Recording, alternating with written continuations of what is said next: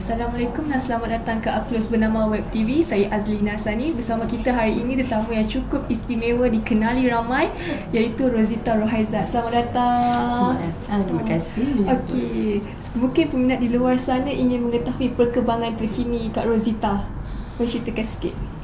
Itulah saya semenjak 2008 kakak balik ke industri ni kerana macam suami saya meninggal masa 2006, dan lepas tu arwah mak kan, dia perlu mak dapat banyak jemputan dan dia tak ada transport kan, jadi saya lah kena bawa mak merata.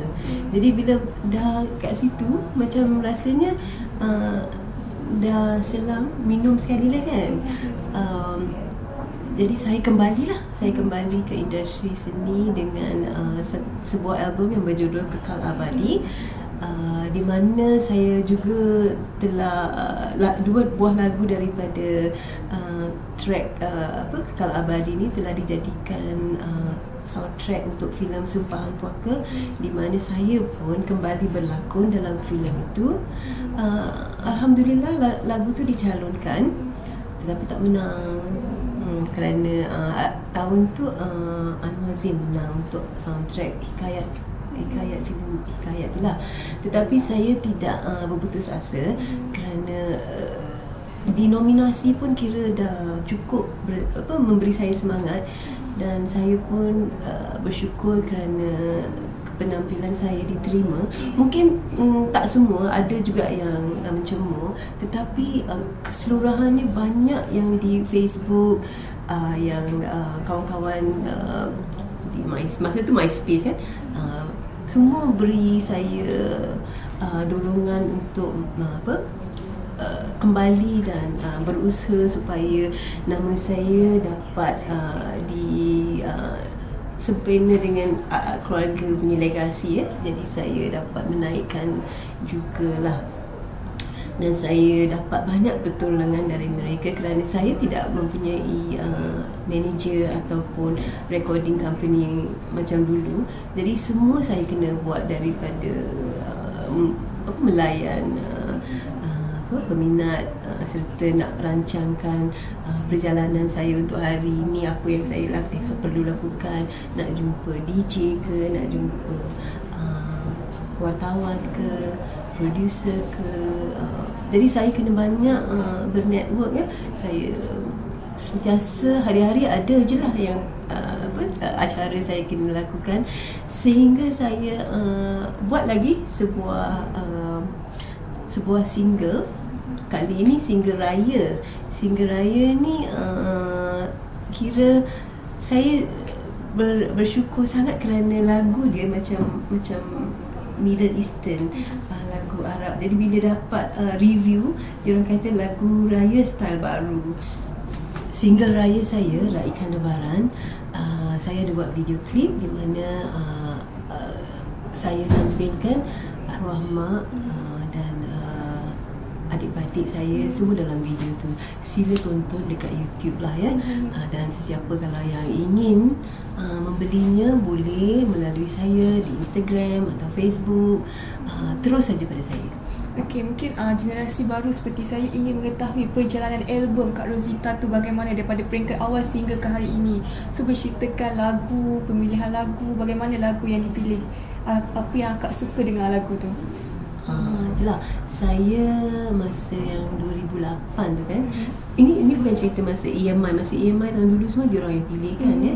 Tetapi bila saya dah album kedua yang ada sentuhan arwah Datuk Adnan Abu Hassan, Asman Abu Hassan, keluarga mereka, Adnan yang memilihkan kerana dia tengok ataupun dia mendengar tone suara kakak dan dia tengok penampilan, jadi dia telah mencorakkan sebuah konsep untuk saya.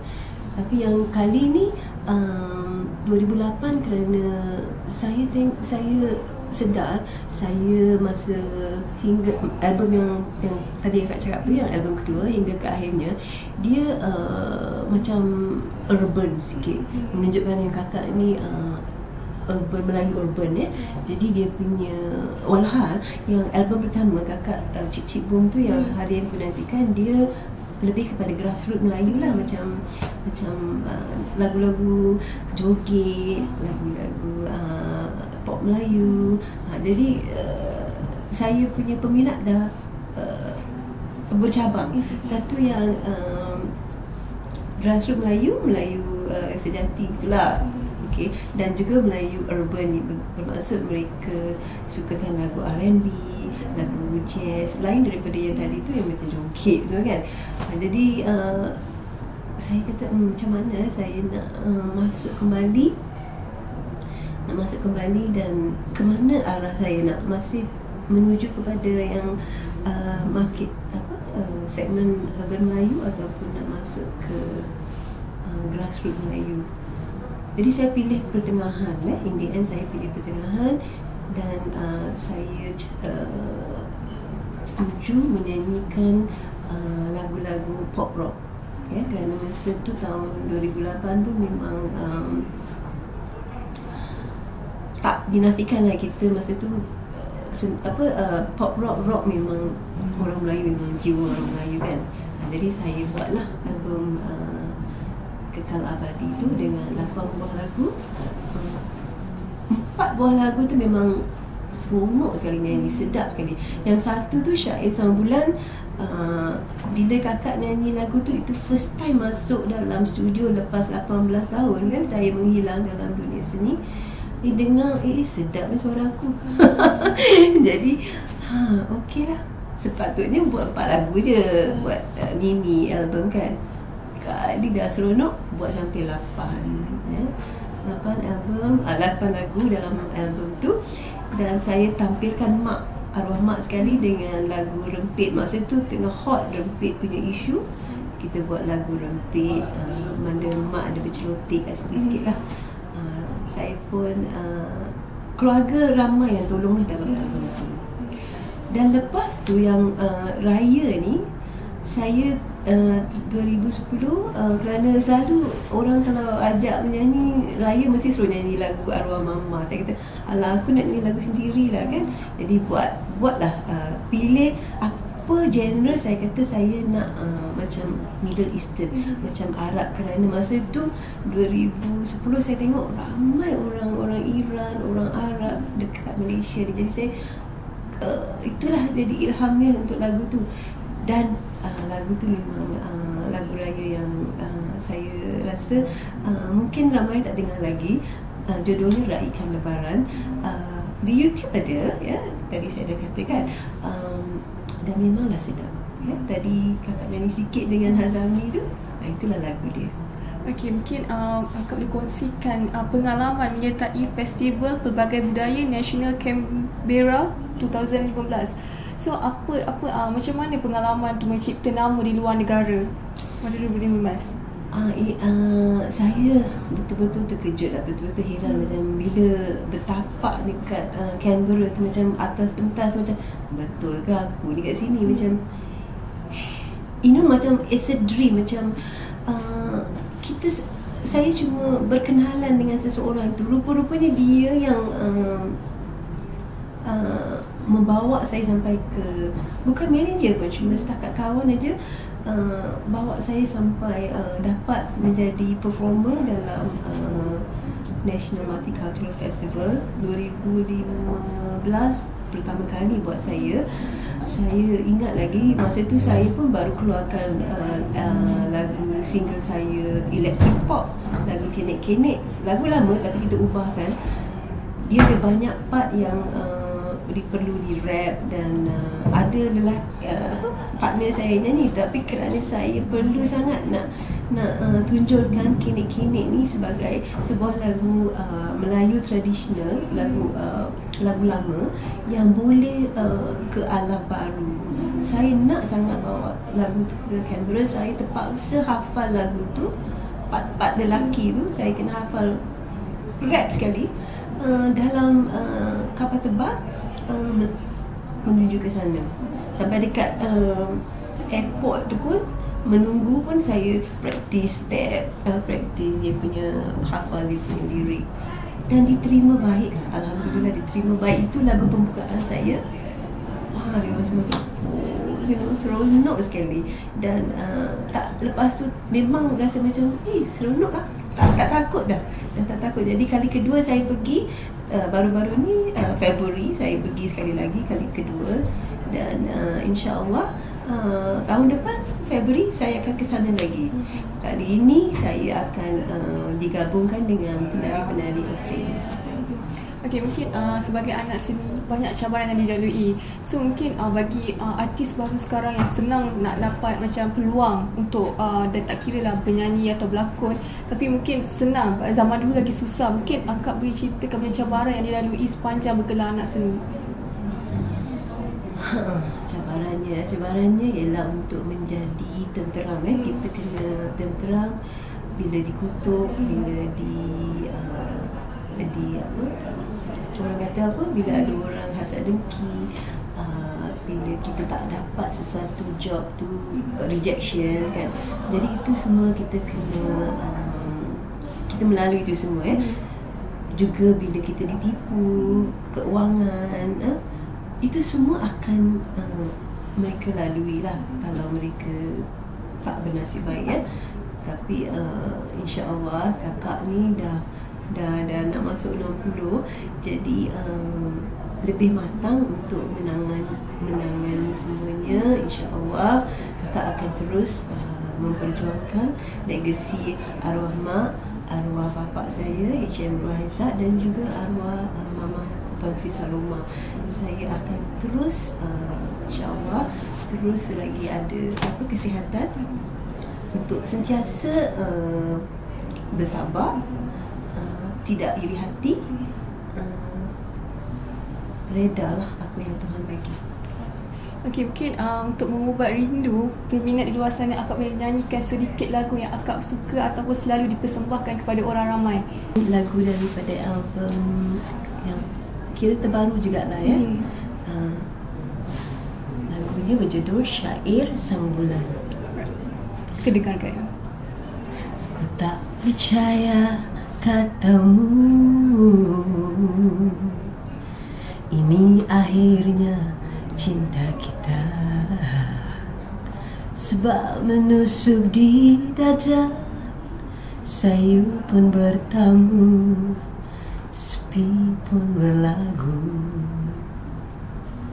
Kau terus berlalu, ku diam dan membisu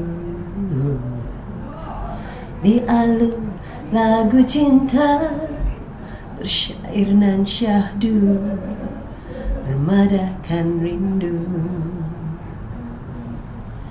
Hadirnya ku di sini, yang tinggal memori, kerana kau cukup sekali ini ku lafazkan cinta,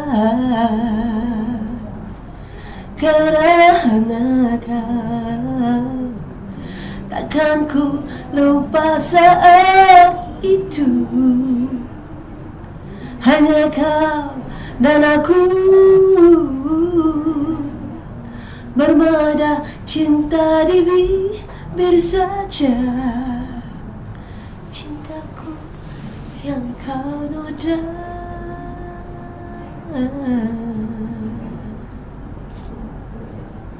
Masa pun berlalu, hari pun silih berganti,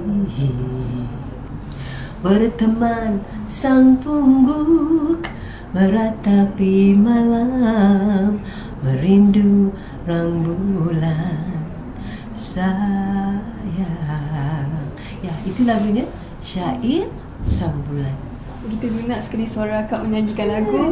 Kita ingin mengucapkan terima kasih kepada Kak Rozita Rohaizad atas kesudian meluangkan masa bersama kami pada hari ini. Sekian saja untuk Uploads bernama Web TV.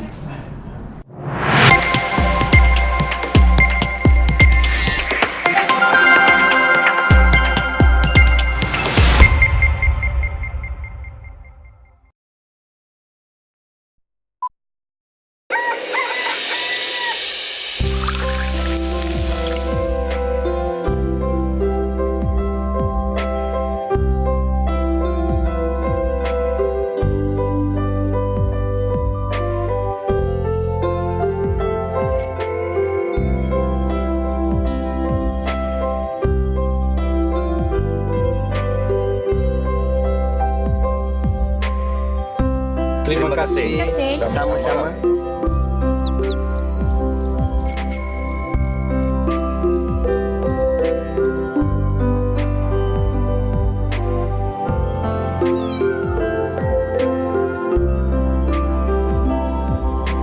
Terima kasih. Sama-sama.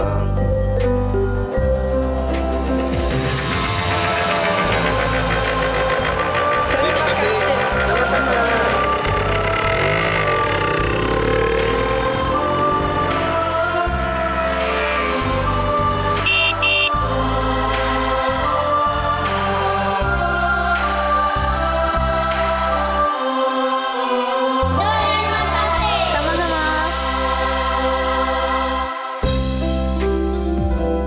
Terima kasih. Sama-sama.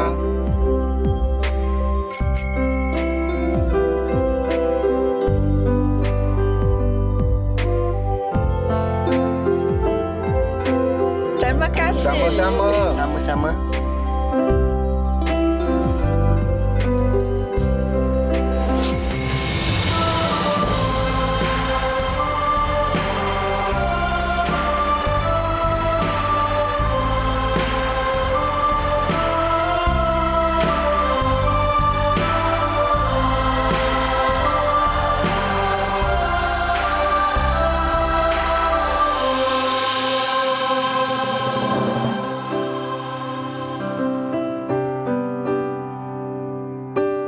Satu cerita, satu bangsa, satu Malaysia.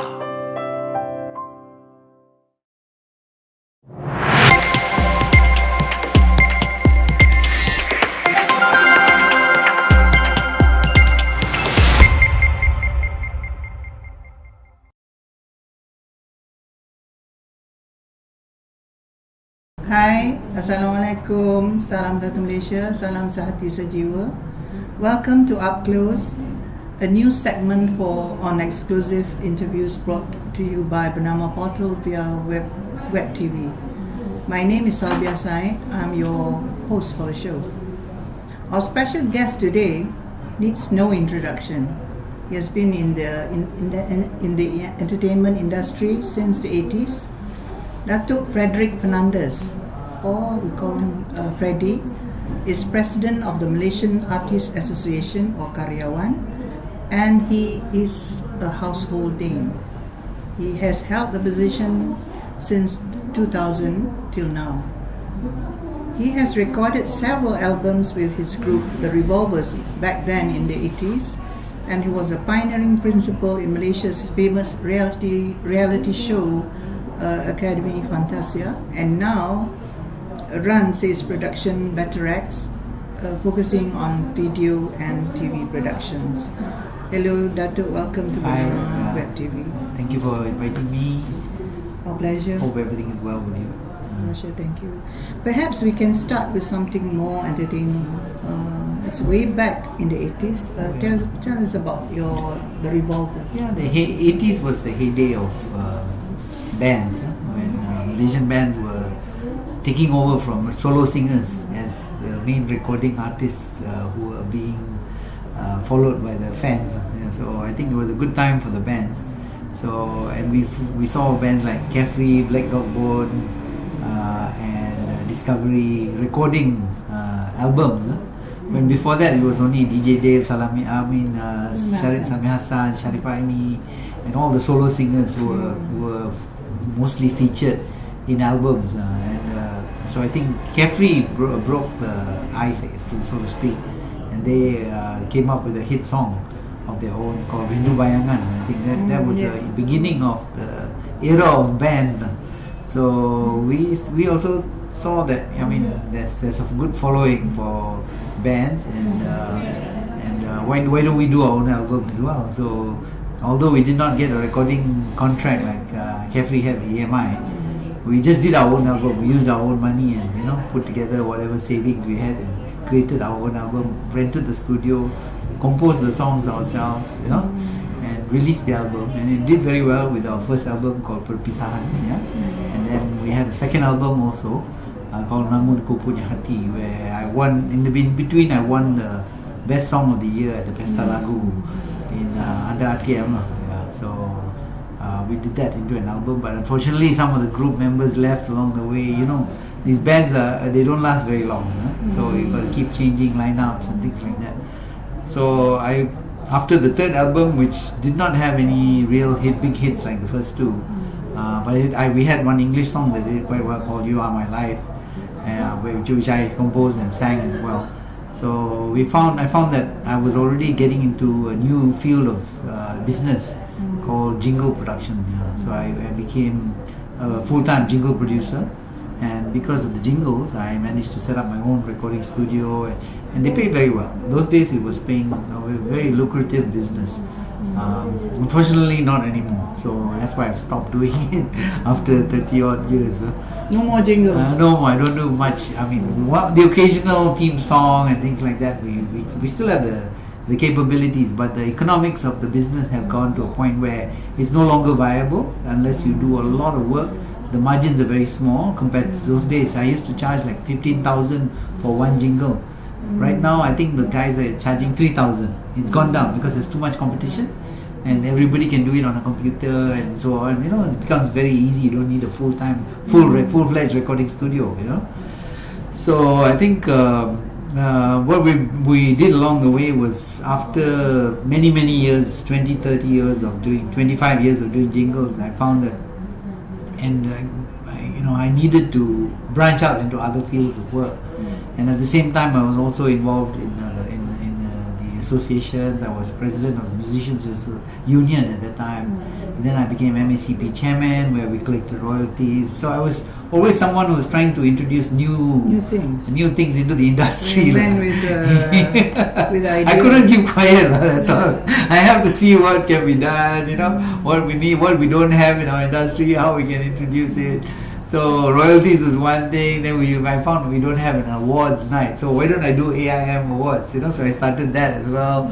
And then when Astro invited me to help them out with Academy Fantasia, I also was there. You know, trying to put together so that it becomes a success. You know, and it was. I'm grateful for that. You're the pioneer. Yeah, we sort of put it together in a very uncertain future. We were not sure about how we would be received and all that, but generally it turned out okay. So, and I think they're still keeping it going, but I sort of pulled out of it. But I think the main thing about being in this business was diversification. I had to get away from just doing one thing. So I became a TV producer. I produced a program for RTM called Music TV, which was a magazine program. And I started doing travelogues, documentaries, and so on. So I became a more visual as well as audio person. Before that, I was audio. Through your Betterec company. So for Academy Fantasia, I was a consultant to Astro. People think I own it. I don't. It belongs to Astro. But I was like a consultant for the first few years of production, and also managing the talents, creating albums for them and so on. But that could not continue because the album market sort of collapsed. So people stopped buying albums. Maui used to sell like 150,000 CDs, of his album. But after that, once the internet kicked in, people started stopped buying albums. And they were downloading most of the songs that they could for free. get for free. So now most artists would go for singles. Singles only because it's not so much of an investment. If you do an album, it's about 100,000. Whereas if you do a single, you can do a video and a single for like 15, 20,000. So it makes more business sense to just do a single. And then at the same time, you create a video, you put it on YouTube, and you wait for the response, and you try and promote it on social media. So it's a totally different ball game, and it's not the same as it used to be. In those days, we used to You're create. Keeping with the trends. Well, I have to. That's my business. This is the business I'm in, so I have to. And all the members of Karyawan also are in the business, so I'm having to fight for their rights and to propagate greater business for them, generate business for them in any way we can, in terms of finding shows for them, in terms of finding recording opportunities, endorsements, and so on. So that is under Karyawan. Yeah, under Karyawan as well as How has it been, your journey I mean, you've been holding a position since 2000. Yeah, well, I was deputy president for 5 years and president for the last 10. So it's been challenging because there's many associations in the industry, and all claim to be doing the same thing, championing the rights of artists and so on. Whereas they have not been successful, in spite of having done it from the 70s. So I could see there's major management issues and flaws, and also funding issues, and and also the loyalty of the members. Many of the members don't bother about any of the associations. Many artists are not even members of any association. Is there a split because there are sort of a few associations? Yeah, I think that's part of the confusion, and this is something I'm working towards resolving, working with FINAS and the bodies that look after the industry, like KKMM, the ministry people, trying to get them to understand